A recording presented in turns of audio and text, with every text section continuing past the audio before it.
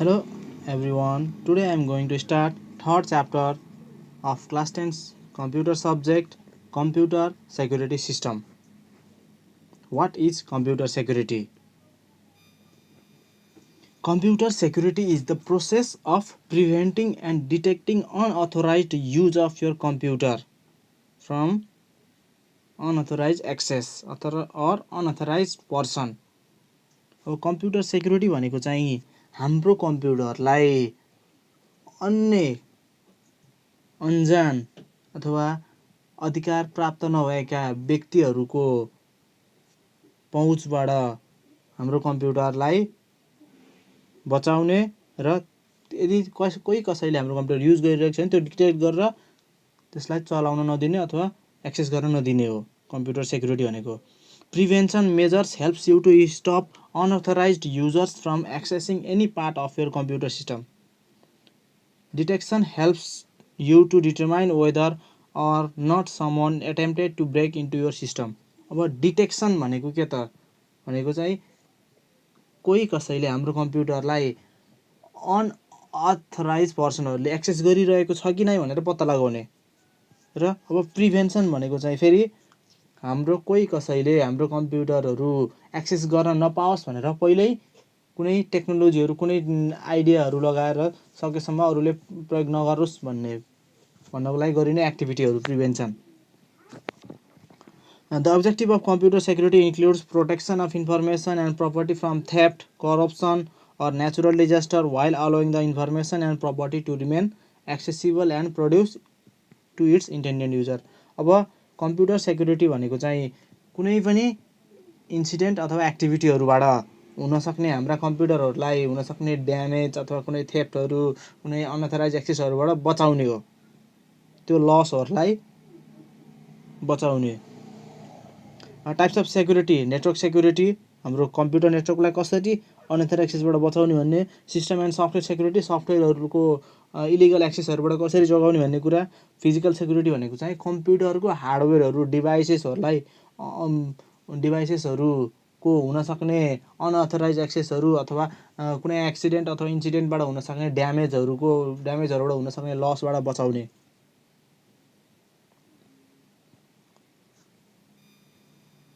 Types of security. First, hardware security. Hardware security refers to security measure used to protect the hardware, especially the computer and its related documents. Example, PC locks, keyboard locks, smart cards, and biometric devices. Hardware security deals with the protection of computer hardware and associated equipment such as computer, server, networks, connectivity, and peripheral equipment etc. from external physical threats such as tampering, theft, earthquakes, water etc. अब hardware security भनेको चाहिँ हाम्रो कम्प्युटरका डिभाइसेसहरू अथवा इक्विपमेन्टहरूलाई अनअथोराइज एक्सेसबाट कसरी बचाउने, हुनसक्ने ड्यामेजहरू अथवा भूकम्प हुनसक्छ, आगलागी हुनसक्छ, पानी हुनसक्छ, त्यस्तो चिजहरूबाट कसरी जोगाउने भन्ने कुरा हो हार्डवेयर सेक्युरिटी भनेको। Software अथवा data security refers to the security measures used to protect the software and the loss of data files. Example, activation code and serial number। अब सफ्टवेयर तथा डाटा सेक्युरिटी भनेको चाहिँ हाम्रो कम्प्युटरमा रहेका सफ्टवेयरहरू त्यसमा स्टोर भएका डाटाहरूलाई कसरी जोगाउने भन्ने कुरा। अब इक्जाम्पलको लागि अब कुनै एउटा सफ्टवेयर चलाउँछु मैले भने त्यसमा मैले सफ्टवेयर खोल्नुभन्दा अगाडि पासवर्ड राखिदिएँ भने, एक्टिभेसन कोडहरू राखिदियो भने के हुन्छ, अनअथराइज एक्सेसहरूले अनअथराइज पर्सनले एक्सेस गर्न पाउँदैन अनि मेरो डाटाहरू सेक्योर हुन्छ। Network security refers to the security measures use to protect the network system. कुनै एउटा कम्प्युटर नेटवर्क छ अथवा इन्टरनेटमा आफ्नो कम्प्युटरलाई कसरी जोगाउने भन्ने कुरा हो। यहाँ चाहिँ आफ्नो कम्प्युटर अथवा डाटाहरू फाइलहरूलाई, अब इक्जाम्पलको लागि फायरवाल जुन चाहिँ हाम्रो कम्प्युटरमा हुन्छ, इन्टरनेटबाट आउन सक्ने अनअथराइज एक्सेसहरू भाइरसहरूलाई यसले चाहिँ डिफेन्ड गर्ने काम गर्छ firewall. What is hardware security मैले भनिसकेँ। Hardware security deals with the protection of computer hardware and associated equipment such as computer, server, network, connectivity and peripheral equipment from external physical threats such as tampering, theft, earthquakes, water utility. अब hardware security भनेकै हाम्रो कम्प्युटरमा connect भएका डिभाइसेसहरूलाई external physical threats भनेको चाहिँ बाहिरबाट हुनसक्ने, अब पर्सनल हुनसक्छ अथवा कुनै सामानहरूले हुनसक्छ। अब इक्जाम्पलकै लागि कुनै एउटा चोरहरूबाट बचाउनु पऱ्यो, त्यो पनि एक्सटर्नल थ्रेट भयो। अनि थेफ्ट भइहाल्यो। अर्थक्वेकहरू, वाटरहरू अथवा फायरहरूबाट कसरी बचाउन सकिन्छ भनेर त्यो नै हार्डवेयर सेक्युरिटी हो।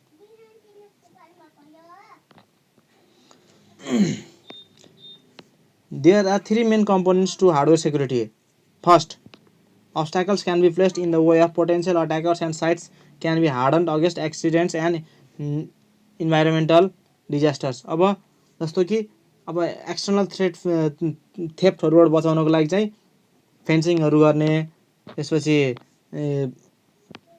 मल्टिपल लकहरू लगाउने, वालहरू लगाउने, फायर प्रुफ सेफहरू राख्ने, वाटर स्प्रिङ्कलहरू राख्ने, जसले गर्दा चाहिँ चोरीहरूबाट हुनबाट जोगियोस्। अब पानी पऱ्यो भने पानी चाहिँ भित्र छिर्न नपाओस् भन्नको लागि वाटर स्प्रिङ्कलर्सहरू राख्ने। अनि फेरि फायर प्रुफ सेफहरू राख्ने भनेको आगो लागिबाट जोगाउनको लागि। सेकेन्ड भनेको चाहिँ सर्भिलेन्स एन्ड नोटिफिकेसन सिस्टम भनेको चाहिँ अब क्यामेराहरू, सिसी क्यामेराहरू लगाउने, फायर अलार्महरू राख्ने, जसले गर्दाखेरि के हुन्छ, सर्टेन कोही अनअथराइज एक्सेस भइहाल्यो भने त्यहाँनिर फायर अलार्महरू बज्ने, अथवा फायर आगो लाग्न लाग्यो भने त्यहाँनिर फायर अलार्महरू बज्ने, यस्तो। थर्ड मेथड भनेको चाहिँ फेरि to apprehend attackers and to recover quickly from accidents, fires or natural disasters. अब थर्ड मेथड भनेको चाहिँ फेरि यदि कुनै चोरले चोरी हाल्यो अथवा एक्सिडेन्ट भयो, फायर आगो लाग्यो, नेचुरल डिजास्टरहरू, अर्थक्वेकहरू गयो, पहिरो गयो, घर भत्क्यो, त्यस्तो केसमा चाहिँ अब रिकभर गर्नु पऱ्यो क्विकली। इन्सुरेन्सहरू हुनु पऱ्यो। इन्सुरेन्स हुनु बित्तिकै के हुन्छ, लस भए पनि फेरि हामीले इन्सुरेन्स मनी इन्सुरेन्स कम्पनीसँग क्लेम गरेर फेरि हामीले त्यो लस रिकभर गर्न सकिन्छ। Measures of hardware security. ID card. अब कुनै एउटा ठुलो अर्गनाइजेसन छ, त्यहाँनिर थुप्रै कम्प्युटरहरू छ भने त्यहाँनिर प्रत्येक इम्प्लोइहरूलाई आइडी कार्ड दिने, जसले गर्दाखेरि के हुन्छ, आइडी कार्ड नभएका अथवा अफिसियल आइडी कार्ड भएकाहरू मात्रै, इम्प्लोइहरू मात्रै भित्र छिर्न सक्छन्, जसले गर्दाखेरि अनअथराइज एक्सेस बाहिरको मान्छेहरू भित्र छिर्न पाउँदैन। रेगुलर मेन्टेनेन्स भनेको बेला बेलामा आफ्नो कम्प्युटरहरूको डिभाइसहरूलाई मेन्टेनेन्स गरिरहने, मर्मत गरिरहने, जसले गर्दाखेरि वेल फङ्सनिङ कन्टिन्यू भइरहन्छ। इन्सुरेन्स। अब यदि आगो लागि भयो, चोरी भयो, अथवा पानीले पुरै कम्प्युटर भिज्यो, बिग्रियो, त्यस्तो केसमा के हुन्छ, लस भयो। अब त्यस्तो केसमा चाहिँ हामीले लस रिकभर गर्नको लागि चाहिँ त्यो डिभाइसेसहरूको इन्सुरेन्स गर्ने, जसले गर्दाखेरि त्यो ड्यामेज भइसकेपछि हामीले इन्सुरेन्स कम्पनीसँग इन्सुरेन्स मनी क्लेम गर्न सकिन्छ। Free from smoke and dust. अब कम्प्युटर एकदमै राम्रो स्मुथली रन गर्नको लागि this should be free from dust and smoke. अब धुवा र धुलो रहित हुनु पऱ्यो इन्भाइरोमेन्ट। जहाँनिर कम्प्युटर राखेको छ त्यहाँनिर धुवा धुलो हुनु हुँदैन, सफा हुनु पऱ्यो ठाउँ। Protection from fire. अब आगो लागि भइहाल्यो भने कम्प्युटरहरू जलेर पुरै भस्म हुनसक्छ। त्यस्तो केसमा धेरै करोडौँ अरबौँको डाटा लस हुनसक्छ। त्यसैले प्रोटेक्सन फ्रम फायर भनेको चाहिँ फायर अलार्महरू राख्ने, फायर एक्सटिङ्ग्युजरहरू राख्ने, जसले गर्दाखेरि के हुन्छ, आगो लागि हुने बित्तिकै फायर अलार्म बज्छ, अनि फेरि हामीले फायर एक्सटिङ्ग्युसरहरू युज गरेर फायर निभाउन सकिन्छ। Protection from theft. अब चोरहरूबाट जोगाउनको लागि एकदमै हाई फेन्सिङहरू राख्ने, वालहरू बनाउने, डोर लकहरू राख्ने, अब सिसी क्यामेराहरू लगाउने, जसले गर्दाखेरि के हुन्छ, चोरहरू आउन नपाओस्, आए पनि चोरी गर्न नपाओस्। एयर कन्डिसन सिस्टम भनेको चाहिँ कम्प्युटर रन हुनुको लागि एकदमै कुल इन्भाइरोमेन्ट चाहिन्छ। त्यसको रेन्ज भनेको 20 to 24 डिग्री सेल्सियस। त्यतिमा चाहिँ एकदमै कम्प्युटर स्मुथली रन हुन्छ। अब त्योभन्दा बढी टेम्परेचर भयो अथवा त्योभन्दा थोरै टेम्परेचर भयो भने कम्प्युटरले आफ्नो प्रोसेसर अनुसारको काम गर्न सक्दैन, रन गर्न सक्दैन। पावर प्रोटेक्सन डिभाइसेस भनेको चाहिँ computer is an electronic device, so it needs electricity. अब इलेक्ट्रिसिटीमा कहिलेकाहीँ के हुन्छ, भोल्टेज हाई हुनसक्छ, कहिले लो हुनसक्छ, यस्तो स्पाइक सर्जहरू भइरहन्छ, जसले गर्दाखेरि के हुन्छ, कम्प्युटर ड्यामेज हुने सम्भावना हुन्छ, यसको डिभाइसहरू ड्यामेज हुने सम्भावना हुन्छ। हो यस्तो पावर सर्जहरू, स्पाइक्सहरूबाट जोगाउनको लागि पावर प्रोटेक्सन डिभाइसहरू युज गर्ने। Some of them are explained as follows. Maintenance. अब मेन्टेनेन्स भनेको maintenance required to keep a computer system running properly. अब मेन्टेनेन्स भनेको चाहिँ त्यसको डिभाइसहरू पार्टहरूलाई चाहिँ सर्टेन टाइममा मेन्टेन गरिरहने, त्यसको डिभाइसहरू ठिक छ कि नै चेक गर्ने, बिग्रेकोलाई बनाउने, जसले गर्दाखेरि के हुन्छ कम्प्युटर सिस्टम स्मुथली रन गर्न सक्छ, धेरै टाइमसम्म यसको ड्युरेसन बढाउने काम गर्छ, जसले गर्दाखेरि धेरै समयसम्म त्यही कम्प्युटरले काम गर्छ, स्मुथली डाटाहरू लस हुने सम्भावना हुँदैन। Next air condition system. अब एयर कन्डिसन कम्प्युटर निड्स कुल इन्भाइरोमेन्ट। अब हाई टेम्परेचरमा पनि यसले काम गर्न राम्रोसँग काम गर्न सक्दैन, लो टेम्परेचरमा पनि यसले राम्रोसँग काम गर्न सक्दैन। यसको अप्टिमल टेम्परेचर भनेको 20 to 24 degree Celsius or 68 degree to 75 degree Fahrenheit. अब त्योभन्दा बढी तापक्रम टेम्परेचर अथवा त्योभन्दा कम टेम्परेचरमा कम्प्युटरले राम्रोसँग काम गर्न सक्दैन, जसले गर्दाखेरि त्यो रेन्ज बाहेक अरू टेम्परेचर हामीले कम्प्युटर रन गऱ्यौँ भने कम्प्युटर ड्यामेज हुने सम्भावना हुन्छ, कम्प्युटरमा डाटा लस हुने सम्भावना हुन्छ। Relative humidity is defined as the amount of moisture in the air at a given temperature in relation to the maximum amount of moisture the air could hold at the same temperature। अब relative humidity तिमीहरूले साइन्समा पढिसक्यो होला। Relative humidity भनेको चाहिँ कुनै एक ठाउँको एयरको कुनै एउटा टेम्परेचरमा त्यसले म्याक्सिमम कति एयर अकुपाई गर्न सक्छ, त्यसले चाहिँ कुनै एउटा त्यो टेम्परेचरमा अहिले कति मोइस्चर कन्टेन गरेको छ, त्यसको रिलेटिभ कन्टेन हो रिलेटिभ ह्युमिडिटी भनेको चाहिँ। अब कम्प्युटर रन गर्नको लागि रिलेटिभ ह्युमिडिटी भनेको चाहिँ 45% टु 55% रेन्जमा चाहिँ कम्प्युटर स्मुथली रन हुनसक्छ। अब त्योभन्दा बढी ओसिलो भयो अथवा त्योभन्दा बढी सुक्खा भयो भने पनि कम्प्युटरले राम्रोसँग रन गर्न सक्दैन, जसले गर्दा डाटा लस हुनसक्छ, डिभाइसहरू ड्यामेज हुने सम्भावना हुन्छ, धेरै गर्मीमा नि रन गर्न सक्दैन, धेरै ओसिलो ठाउँमा नि कम्प्युटर राम्रोसँग रन हुँदैन। सो अब कम्प्युटरलाई लगातार 8 घन्टाभन्दा बढी रन गराउनु छ भने कम्प्युटर के हुन्छ, बढी हिटिङ हुन्छ, तात्छ कम्प्युटर, जसले गर्दाखेरि कम्प्युटरले राम्रोसँग रन हुन सक्दैन, अब राम्रोसँग काम गर्न सक्दैन। त्यसको लागि चाहिँ एयर कन्डिसनर सिस्टम एसी राख्नुपर्ने हुन्छ, जसले गर्दा कम्प्युटरको कुल इन्भाइरोमेन्ट बनिरहन्छ, कम्प्युटरले राम्रोसँग काम गर्न सक्छ। Power protection devices. A power protection device is meant to protect connected devices from damaging effects of power sources of different types। अब हाम्रो कम्प्युटर इलेक्ट्रोनिक डिभाइस हो, यो चाहिँ इलेक्ट्रिसिटी नभइकन चल्दैन। सो अब इलेक्ट्रिसिटीमा कहिलेकाहीँ के हुन्छ, भोल्टेज घटबड भइरहन्छ, अप्स एन्ड डाउन्स भइरहन्छ, त्यसलाई सर्ज अथवा स्पाइक भन्छ इङ्ग्लिस टर्म। भोल्टेज कहिले घट्ने कहिले बढ्नेलाई सर्ज एन्ड स्पाइक्स भन्छ। अब सर्ज एन्ड स्पाइक्स भयो भने कहिले भोल्टेज लो हुने कहिले हाई हुने कन्डिसनमा चाहिँ कम्प्युटरको डिभाइसहरू अथवा कम्प्युटर सिस्टम नै ड्यामेज हुने सम्भावना बढी हुन्छ। त्यस्तो केसमा चाहिँ हामीले पावर प्रोटेक्सन डिभाइसहरू युज गर्नुपर्ने हुन्छ हाम्रो कम्प्युटर सिस्टमलाई जोगाउनको लागि, डिभाइसहरूलाई ड्यामेज हुनबाट बचाउनको लागि। अब त्यस्तो डिभाइसेसहरू भनेको uninterruptible power supply UPS, voltage regulator, surge suppressors और spike boosters. What is UPS? An uninterruptible power supply is primarily used to provide a backup power source to the parts of computer, case, monitor and any other device plugged into the computer। अब यो भनेको चाहिँ यस्तो एउटा electrical device हो जसले चाहिँ के गर्छ, इमर्जेन्सी पावर चाहिँ कम्प्युटरलाई प्रोभाइड गर्ने काम गर्छ। अब सपोज कुनै एउटा कम्प्युटर डेस्कटप मैले चाहिँ इलेक्ट्रिक सकेटबाट कम्प्युटरमा कनेक्ट गरेर कम्प्युटर चलाइरहेको छु, सपोज झ्याप्प लाइन गइदियो भने त्यस्तो केसमा के हुन्छ, कम्प्युटरको डाटाहरू लस हुने सम्भावना हुन्छ, कम्प्युटर सिस्टमका डिभाइसहरू ड्यामेज हुने सम्भावना हुन्छ। हो त्यस्तो नहोस् भन्नको लागि, त्यो लसबाट जोगिनको लागि हामीले युपिएस प्रयोग गर्नुपर्छ। युपिएसले के गर्छ, यदि लाइन गइहाल्यो भने पनि अटोमेटिकली फेरि के गर्छ, त्यसले इलेक्ट्रिसिटी कम्प्युटरमा प्रोभाइड गरिहाल्छ, जसले गर्दा कम्प्युटर अफ हुन पाउँदैन, सडनली सटडाउन हुन पाउँदैन, जसले गर्दाखेरि कम्प्युटरको डाटा लस हुँदैन, डिभाइसहरू ड्यामेज हुँदैन।